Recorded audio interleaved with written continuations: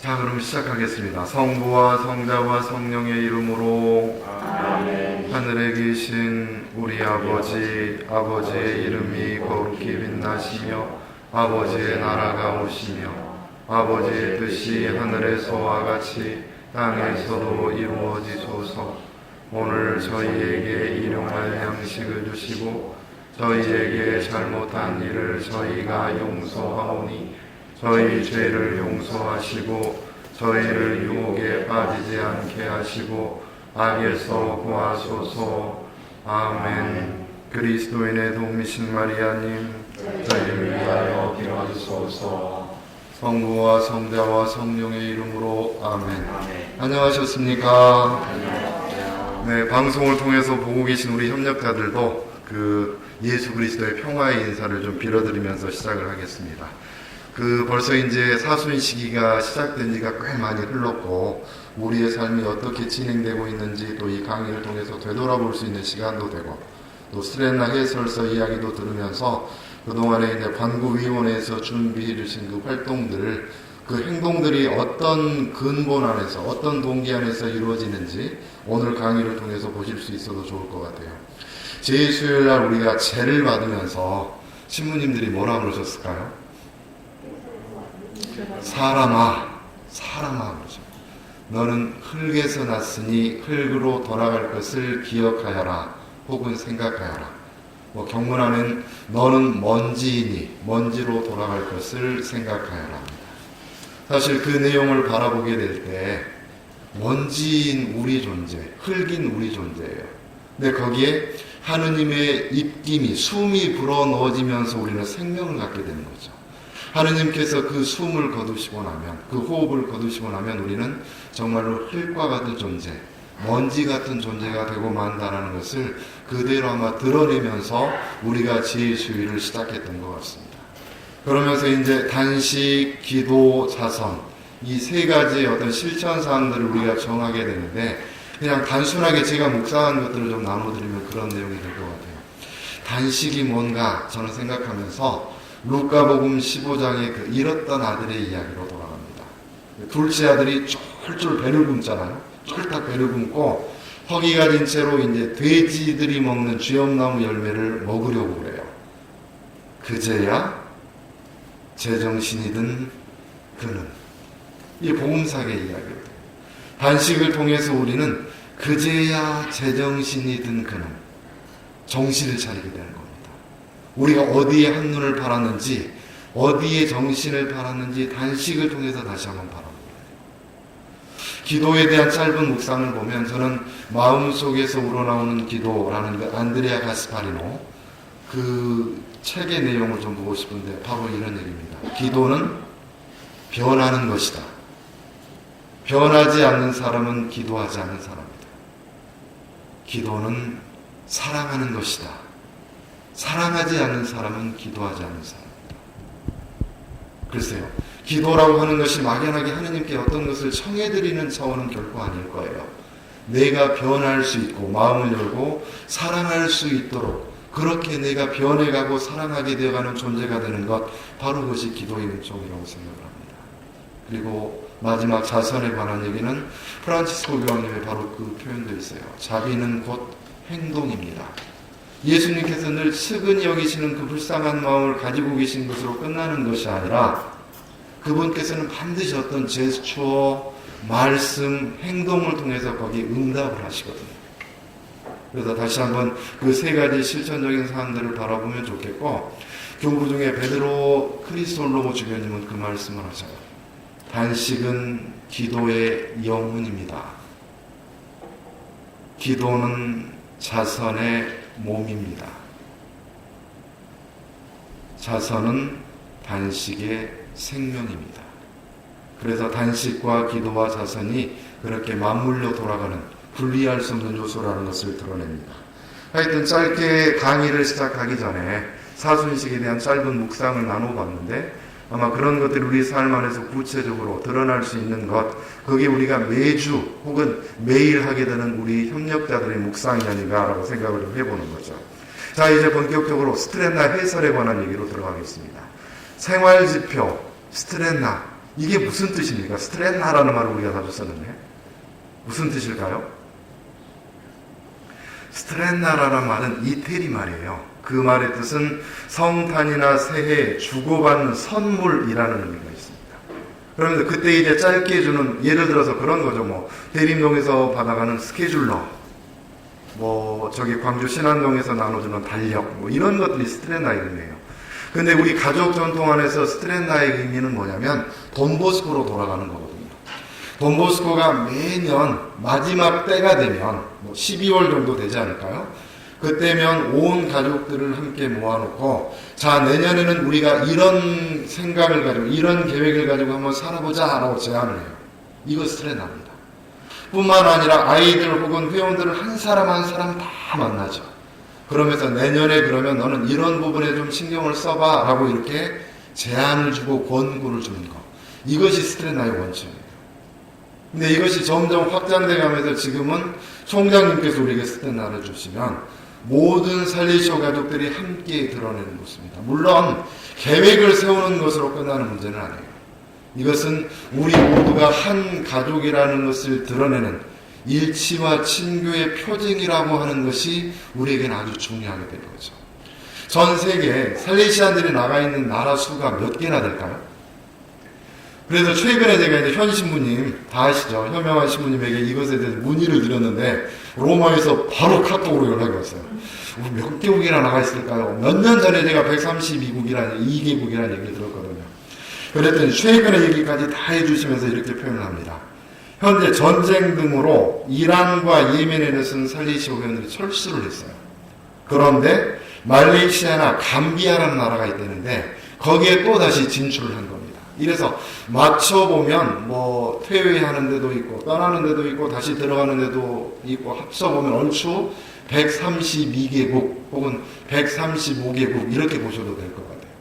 이렇게 많은 숫자의 나라에 나가 있는데 너무나 그 감동적인 건 뭐냐면 우리 모두가 하나의 스트레나 해설서를 가지고 2020년을 준비했다는 거죠. 각자 말도 다 다르고 문화도 다르고 그런데도 우리가 이 스트레나 해설서를 통해서 우리가 한 가족이라는 것을 드러내는 그 일치와 친교의 장이 바로 스트레나의 긍정적인 의미가 될 것 같습니다. 여기 한번 주목을 하면서 시작을 하시면 좋겠어요. 우리 협력자들이 뭐 지배가 다를 수 있죠. 사는 지역이 다를 수 있습니다. 나라가 다를 수 있지만 우리 모두가 살레시오 협력자라는 가족의 그 일치를 드러내는 것, 이것이 스트레나 해설서를 통해서 우리가 보게 된다. 이런 얘기가 될 것 같아요. 자, 스트레나 해설서가 그런데 이제 가진 특징적인 모습들을 좀 보면 첫 번째는 반드시 교회 정신과 연결이 되어 있습니다. 생뚱맞게 살리시오 가족만 따로 가는 경우가 없어요. 이것은 반드시 교황님께서 주시는 여러 가지 어떤 메시지들, 그리고 전 세계적으로 어떤 것들을 우리가 핵심을 그리고 마음을 두어야 할지에 대한 것들이 드러나는 거거든요. 최근에 이제 우리 그 교황님, 저기 총장님 누구셔요? 아니엘 페르난데스 아르티메 총장님이신데 이분은 굉장히 상업적인 열정이 뛰어나신 분입니다. 그래서 그 전에 이제 뭐 차베스 총장님이나 비가노 총장님은 아주 유명한 신학자셨어요. 그래서 어떤 신학적인 토대를 가지고 아주 객관적으로 그리고 기승전결을 따져가면서 이렇게 서술을 하시는 반면에 그 아르티메 총장님은 그렇게 안 하십니다. 상업적으로 구체적으로 제시를 해요. 그러니까 스트레나 해설서를 읽어보시더라도 자, 자문해 봅니다. 이게 뭐예요? 우리 스스로에게 한번 물어보십시오. 라고 질문을 하시는 거거든요. 그래서 여러 가지 어떤 뭐 이미지들을 떠올리게 하시고 이거 합시다! 라고 구체적으로 얘기를 하시는. 그게 이제 최근에 우리가 그 총장님을 통해서 받게 되는 스트레나의 어떤 특징적인 모습이라고 봅니다. 굉장히 살레시안적인 방식이죠. 이번에 우리가 만나게 되는 그 스트레나 해설서도 그래요. 자, 우리가 이렇게 한번 살아봅시다. 이거는 하지 맙시다. 뭐 이런 식의 표현들을 아주 구체적으로 생생하게 해내는 그런 모습을 보게 됩니다. 그 2021년 스트레나 시작은 교황님의 사진 같은 어떤 행보 한 장으로 시작을 해요.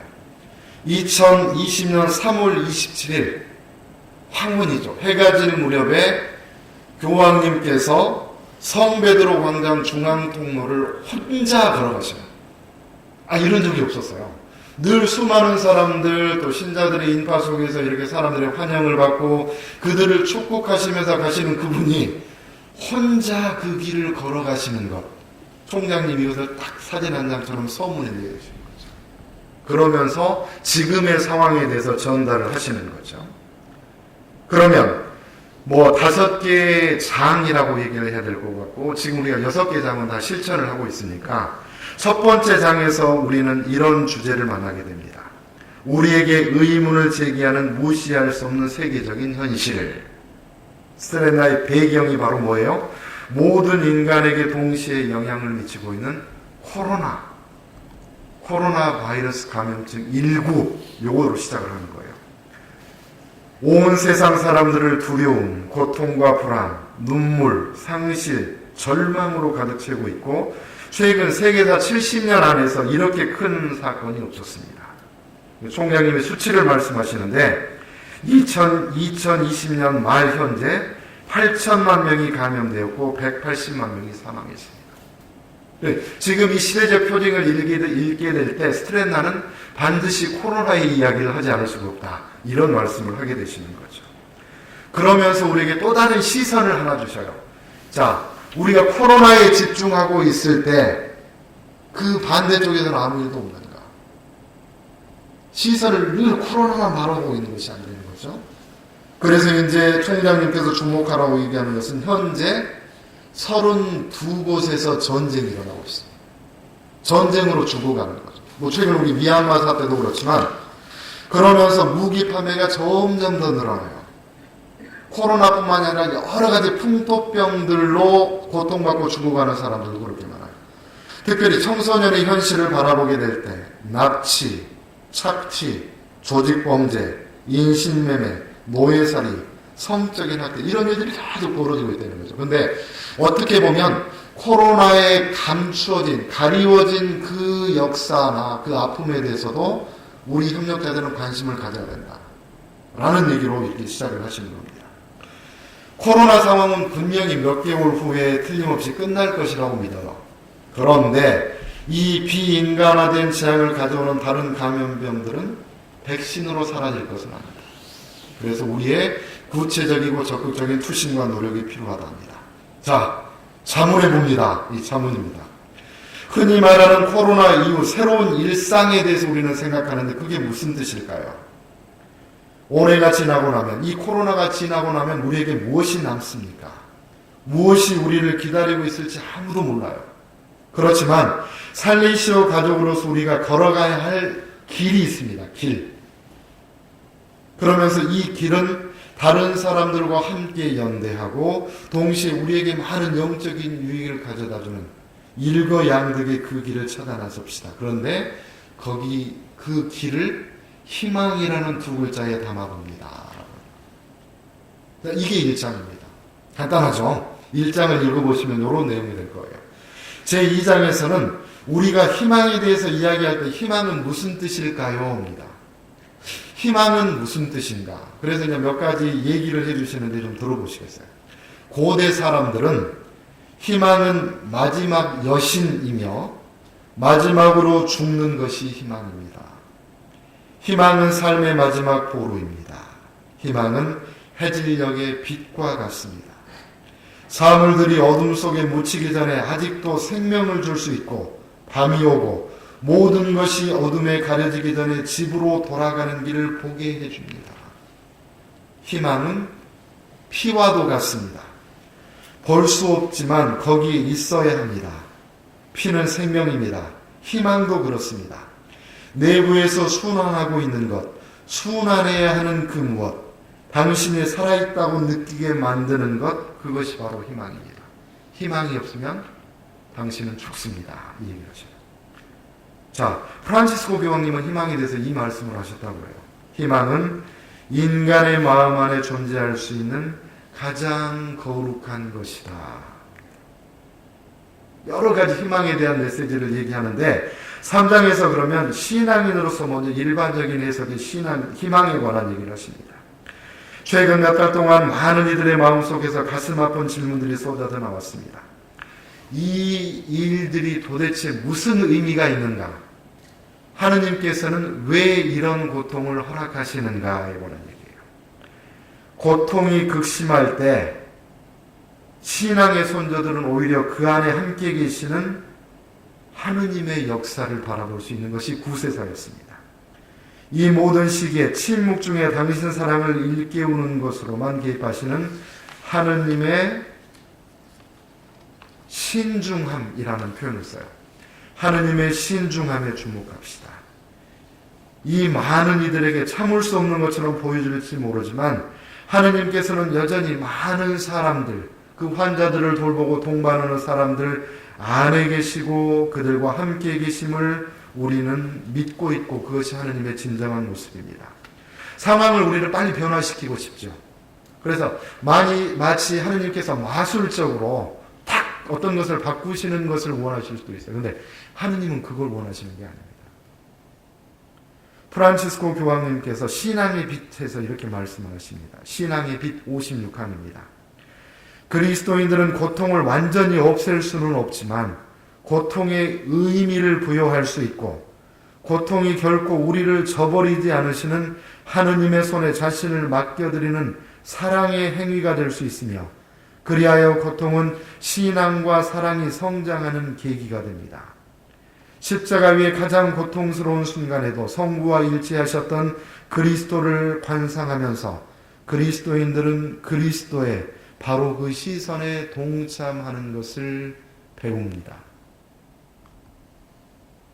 이 메시지가 우리 살레시오 가족들, 특별히 협력자들에게 주어지는 사순시기 교황님의 메시지라고 생각하셔도 괜찮을 것 같아요. 자, 이제 모든 것을 새롭게 하시는 하느님에 대해서 이야기를 시작합시다. 그것이 그분의 계획이기 때문입니다. 자, 베네딕토 16세 교황님. 희망 덕분에 우리는 현재를 직면할 수 있습니다. 그리고 그것이 우리 삶의 여정에 고통과 수고를 감수할 만큼 크고 가치가 있다면 현재를 받아들이고 살아갈 수 있습니다. 시련의 시기는 선택의 시기입니다. 자주 말씀드리죠. 성인들은 위기를, 시련을 기회로 만든 사람들이 성인들이에요. 고통 없이 성인된 사람 아무도 없습니다. 오상의 비유 얼마나 힘드셨을까 싶어요. 돈보스코 마찬가지입니다. 그런 주어진 고통들, 어려움을 어떻게 극복하느냐에 따라서 그것이 우리에게는 성덕의 열매가 되더라. 막 그런 의미가 될 것 같아요. 프란치스코 교황님은 가을의 사람이 되기보다 봄의 사람이 되라고 얘기를 하십니다. 나뭇가지에 누런 잎이 아니라 새로운 세계의 새싹을 봅니다. 향수와 한탄 속으로 옛날에 우리가 그랬지라고 생각하고 그 안에 도피하지 마십시오. 물론 예전에 우리가 정말 아름다운 대림동 지회였잖아요. 아이들하고 함께 소풍도 가고 옛날에 그랬지로 끝나는 것이 아니라 지금 이 순간 우리가 어떻게 동반해야 될지에 대한 구체적인 계획을 세우는 것이 바로 봄의 사람들의 일이다. 봄의 어원은 보다라는 말이거든요. 하느님을 통해서, 하느님의 시선을 통해서 새롭게 바라보는 봄의 사람에 관한 얘기예요. 그냥 지난 일을 회상하는 것으로 끝나는 것이 아니라 다시 새롭게 봄의 역사를 시작하자라는 그런 의미로 메시지를 받아들이시면 좋겠습니다. 자, 우리의 4장의 얘기예요. 벌써 5장까지인데 4장이네요. 벌써 우리의 기원과 우리 가족의 여러 신앙의 증거자들을 살펴보는데 많은 성인들, 복자들, 가경자들을 얘기하는데 가장 먼저 총장님께서 소개하는 인물이 돈보스코입니다. 돈보스코. 아시다시피 돈보스코는 어린 시절부터 아버지 없이 살았죠. 2살 때 아버지가 돌아가셨고 세상에 태어나는 순간에 어떻게 해요? 배다른 형이 있었잖아요. 그 형으로부터 얼마나 또 고통을 받습니까? 그리고 배가 고파서 머슴살이를 하기도 하고 또 각종 여러 가지 일들, 잡다한 일들을 배우고 그렇게 하게 됩니다. 칼로소 신부님을 만나서 이제 조금 내 삶이 펴볼까 싶었더니 그 신부님도 돌아가십니다. 인간적인 희망이 있었지만 그 칼로소의 죽음은 그에게 희망을 산산조각이 나게 하는 거였거든요. 어머니를 좀 보죠. 맘마 말가리타. 마음이 아팠지만 12살의 요한을 떠나보냅니다. 그런 환경 속에서 어머니는 오히려 요한에게 새로운 지평을 열어줄 수 있는 것들이 되는 거죠. 이것도 우리가 한번 들여다볼 수 있으면 좋겠습니다. 맘마 말가리따가 이제 낙담하고 오라토리오에서 나 더 이상 못하겠다라고 얘기했을 때 돈보스코가 조용히 십자가를 바라보게 하고 거기서 다시 새로운 희망을 싹트이고 그래서 마지막 숨이 닿는 순간까지 오라토리와 함께 계시는 그 맘마 말가리따의 모습. 도미스 마리아 대성전 건축과 남아메리카의 선교에 관한 얘기들. 거의 기적에 가까운 얘기들입니다. 특별히 지금 코로나 바이러스처럼 그 당시에도 콜레라가 창궐했는데 오라토리 아이들과 함께 그들을 돌보러 나가는 돈보스코의 모습들. 이런 것들이 우리에게 주는 희망의 메시지다라는 표현을 씁니다. 스트레나 그 해설서 영상을 다 보셨나요? 그 빛 가지고 이렇게 막 하는 그거죠. 근데 거기 보면 총장님께서 그 표현을 쓰시거든요. 돈보스코라는 사람은 문제 그 너머를 바라볼 수 있는 사람이다. 포기와 절망의 상황에서 다시 일어나 성덕까지 도달하게 되는 돈보스코의 그 통공, 그 향기가 여전히 우리에게 전해진다는 희망이죠. 뭐 지금은 우리가 들어가 볼 수도 없지만 살레시오 센터에 가면 아이들이 목공을 열심히 하잖아요. 그래서 제가 딱 들어갔는데 처음에 눈에 띄는 아이들이 이제 나무에다 새기는 거죠. 뭐라고 새겨놨냐면 꽃은 져도 향기는 남는다. 들어오시나요? 꽃은 져도 향기는 남는다. 그 도종환 씨의 라일락꽃이라는 시에서 나옵니다. 꽃은 지인종일 비에 졌지만 향기는 젖지 않는다. 그게 오로지 우리에게 주어지는 성인들의 통공이라고 생각해요. 여전히 우리 안에서 향기로 전해지는 것, 살레시오 협력자 한 사람 한 사람의 그 신원과 정체성 안에서 그것이 받아들여지고 또다시 향기를 내뿜게 되는 것. 이것을 우리가 희망이라는 이름으로 모두에게 기억시킬 수 있으면 좋을 것 같습니다. 자, 베네딕토 16세 교황님의 얘기를 다시 인용합니다.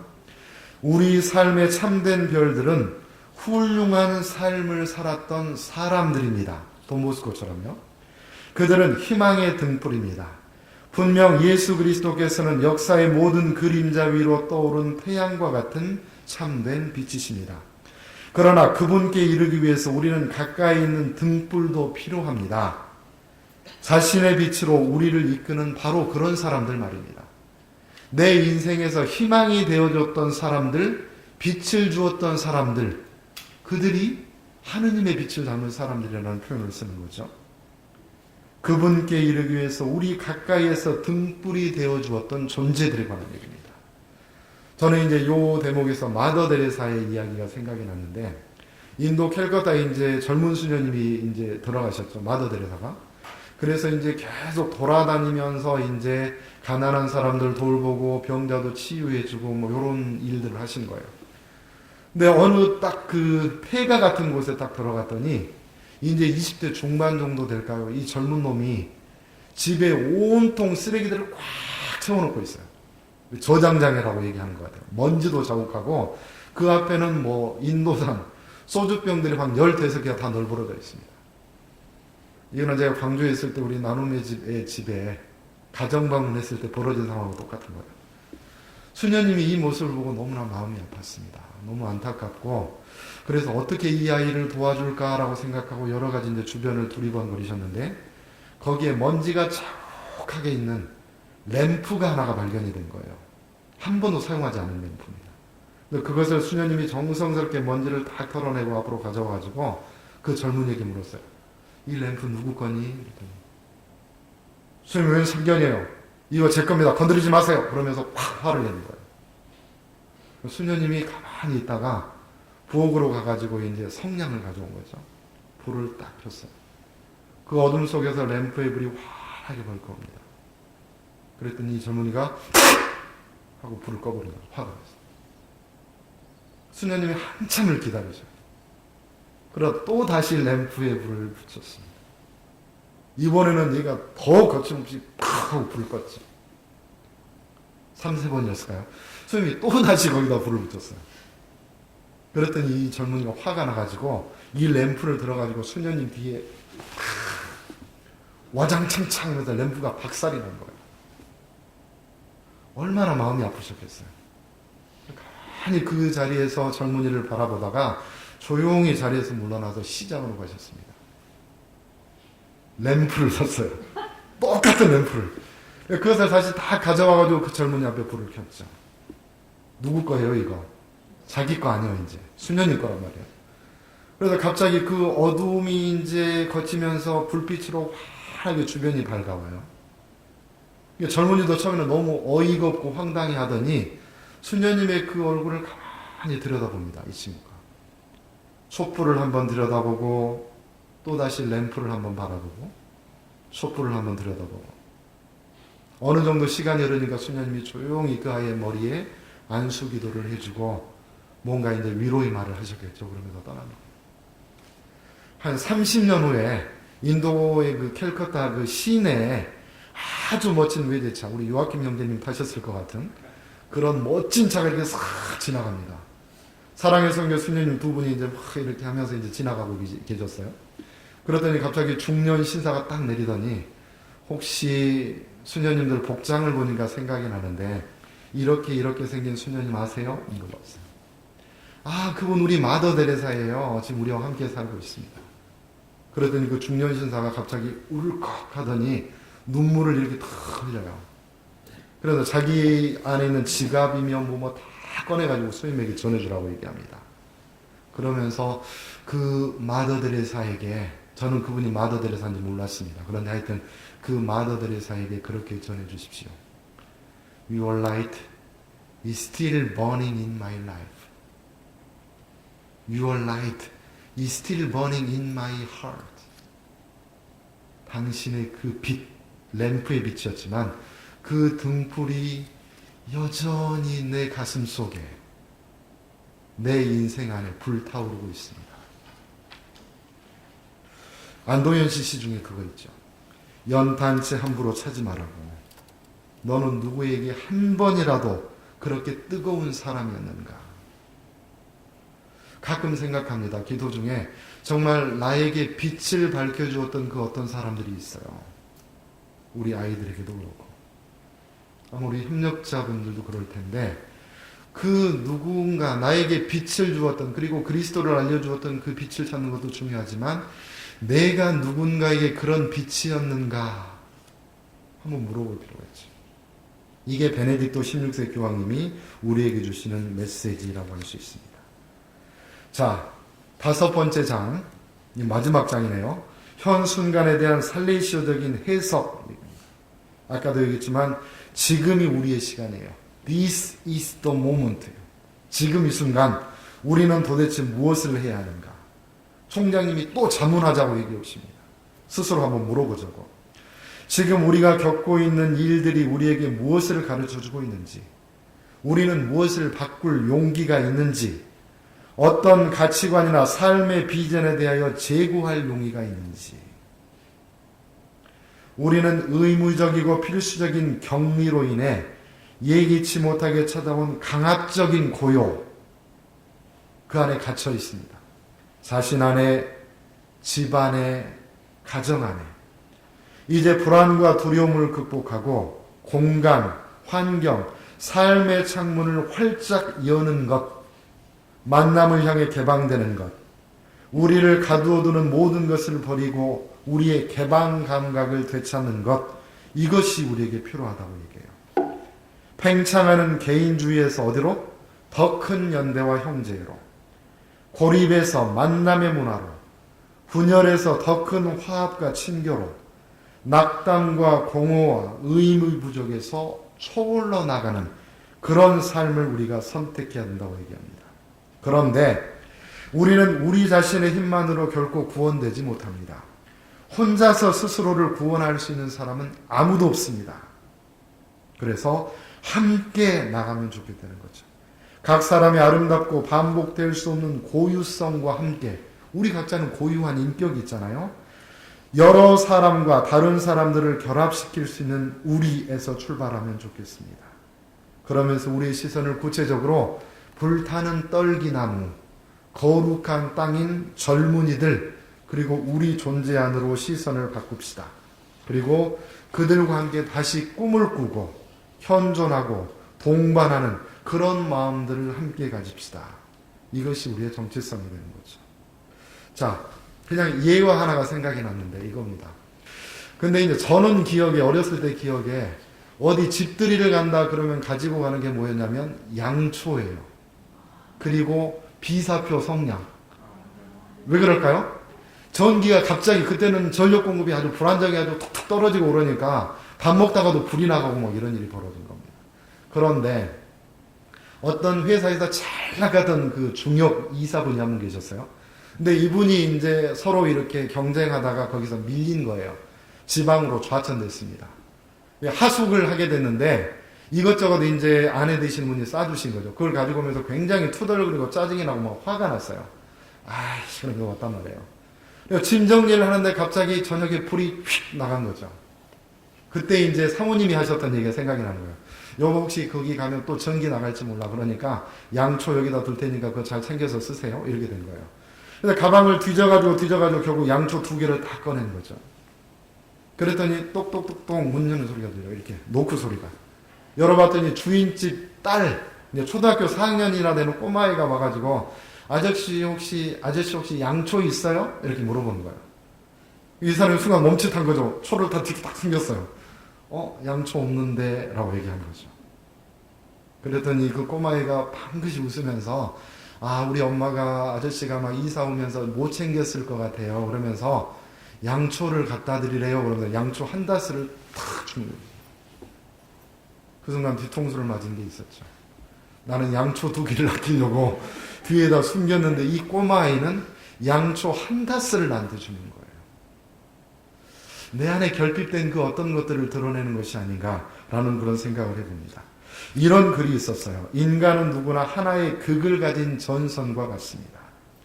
사랑 안에 서로 만나 서로의 영혼의 불을 밝히게 됩니다. 사랑은 마주보는 것이 아니라 같은 방향으로 함께 걸어가는 것. 처음에서 이제 결혼해서 살게 될 때 서로 얼굴만 보고 살아도 좋은 때가 있을 것 같아요. 그죠? 그러셨죠? 근데 그러다가 어느 시점이 되면 우리가 동료가 돼요. 그러면서 같은 방향을 함께 걸어가는데 혼자서 빛을 내는 것이 아니라 하나의 극이기 때문에 서로 만나서 내는 그 축복의 빛, 희망의 빛, 이런 것들을 한번 생각해 볼 수 있도록 초대를 하시는 거죠. 자, 6장은 우리가 물론 하고 있지만 그 내용을 정리하면 이런 내용이 될 것 같습니다. 살레시오 가족의 정체성, DNA에 대해서 총장님이 얘기하시는데 이 얘기입니다.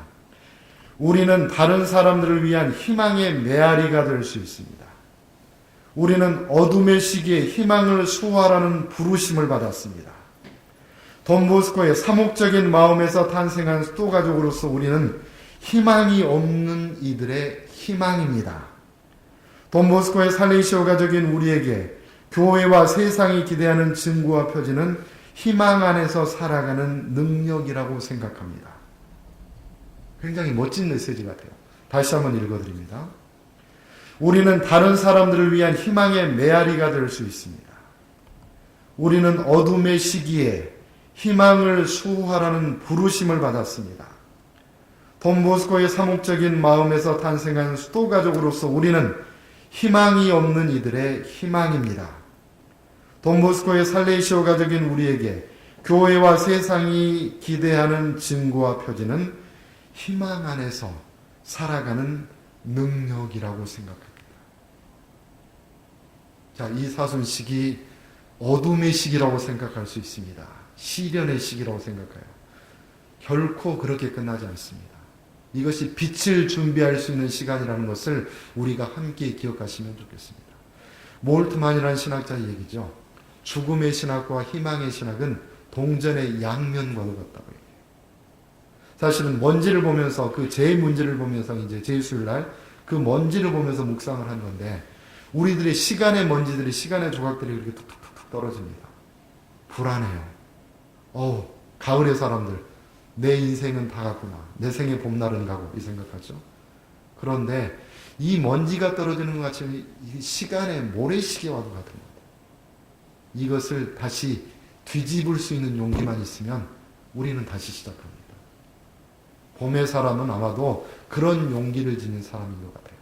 모래시계를 뒤집을 수 있는 그 은총을 다시 한번 청하면서 우리의 사순시기를 그야말로 은총의 사순시기로, 회개의 사순시기로 만들어가면 그것이 곧 우리에게는 부활임을, 희망임을 잃지 않고 사는 그런 살레시안들, 협력자들이 되실 수 있도록 우리 가족들을 초대합니다. 성부와 성자와 성령의 이름으로 아멘. 영광이 성부와 성자와 성령께 처음과 같이 이제와 항상 영원히 아멘. 그리스도인의 도우미신 마리아님 저희를 위하여 빌어주소서. 성부와 성자와 성령의 이름으로 아멘. 감사합니다.